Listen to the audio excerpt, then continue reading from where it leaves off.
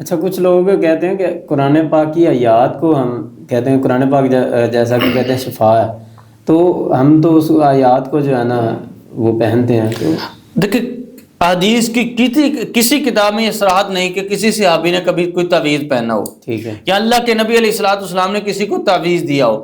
اگر تعویذ پہننا جائز ہوتا تو اللہ کے نبی صحابہ کو دیتے، بلکہ آپ کے پاس صحابہ آیا کرتے تھے۔ عثمان بن نبی العاص آئے، اللہ کے نبی میرے جسم میں درد ہے۔ ایک صحابی آئے، اللہ کے نبی مجھے یہ مسئلہ ہے، تو اللہ کے نبی نے دعائیں بتلائی ہیں۔